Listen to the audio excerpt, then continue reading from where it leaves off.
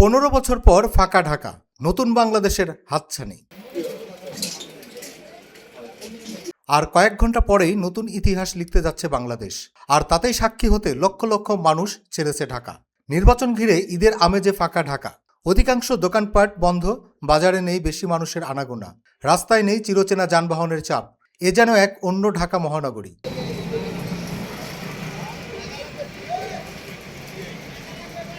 ত্রয়োদশ জাতীয় সংসদ নির্বাচন ঘিরে ঢাকায় অবস্থান করা সাধারণ মানুষের মাঝে উৎসবের আমেজ বিরাজ করছে।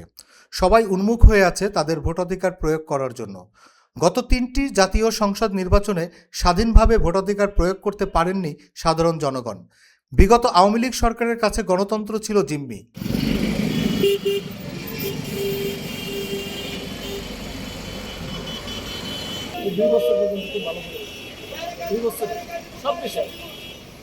ঢাকা শহর একদমই ফাঁকা। ঈদের মতো মানুষগুলো বাড়িতে গেছে।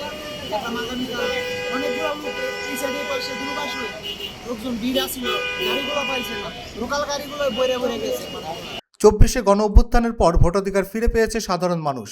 তাই তো প্রায় 15 বছর পর ভোটকে কেন্দ্র করে উৎসবে মেতে উঠেছেন জনতা। গত কয়েকদিন থেকেই ঢাকায় বসবাসকারী লক্ষ লক্ষ কর্মজীবী মানুষের মধ্যে যে যেখানকার ভোটার সেখানেই ছুটে গেছেন ভোটের টানে, যা বিগত 3টি নির্বাচনে দেখা যায়নি বলে জানান ঢাকার বাসিন্দারা। এবছর খুব সুস্থ দেখতেছি, কোনো ঝামেলা নাই, একদম সুস্থ নিরাপত্তা। আশঙ্কা কেন্দ্রে দেখি নেই, আসলে মোটামুটি সুস্থই হবে মানে ইনশাল্লাহ। এখন তো দেখা যায় এখন নতুন ইনশাল্লাহ নতুন যেহেতু ভোট সবারই একটা আনন্দ বিষয় আছে। তাহলে তো দেখা যাচ্ছে কোনো কামজাম বলতে বোঝা যাচ্ছে না। অন্যদিকে নির্বাচন কমিশনের আইন অনুযায়ী প্রচারণা শেষ হলেও চরম ব্যস্ত সময় পার করছেন প্রার্থী ও কর্মীরা। গতকাল রাত থেকে কর্মীরা নিজ নিজ এলাকায় সতর্ক পাহারার ব্যবস্থা করেছেন, যাতে কেউ বিশৃঙ্খলা সৃষ্টি করতে না পারে। এদিকে আইনশৃঙ্খলা স্বাভাবিক রাখতে আইনশৃঙ্খলা রক্ষাকারী বাহিনী সার্বক্ষণিক টহল ব্যবস্থা জোরদার করেছেন।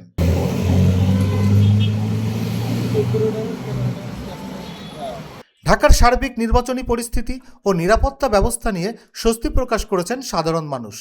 ইনফিনিটি বাংলার সাথে সাধারণ মানুষের কথা হলে তারা জানান, খুব সুস্থ সুন্দরভাবে দেখতেছি সামনের দিকে। এরকম না, কারণ সবার ভিতরে একটা আনন্দের মতো সস্তা আছে যে ভোট দিলে শান্তিপূর্ণভাবে দেখা যায় শান্তিপূর্ণভাবে হবে। পার্থক্য অবশ্যই খুঁজে পাওয়া যাচ্ছে, যেহেতু স্বাধীন মুখর যে কোনো প্রার্থীর ভোট বাছাই পতাকালে বলতে পারে। আগে একটা ভয়ভীতির ভিতর ছিল, এখন ভয়ভীতির ভিতর না, এখন মানুষ ওপেন হচ্ছে, মতামত প্রকাশ করতে পারে এবং সুস্থ সুন্দর মতো ভোট দিতে পারবে, একটা মানুষ একটা আবেগ থাকছে। আশা করি আগামীকালকের নির্বাচনটা খুব সুষ্ঠু এবং শান্তিপূর্ণ নির্বাচন হবে, আমি আশা করি।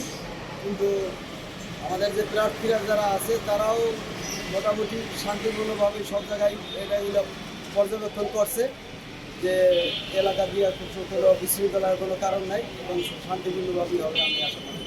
ইনশাল্লাহ সুস্থ ভোটের আশা করি আমরা, সুস্থ ভোট হয়, জনগণ শান্তিভাবে ভোট দিতে পারে এই কামনা করি আমরা। রুহুল আমিন, ইনফিনিটি বাংলা।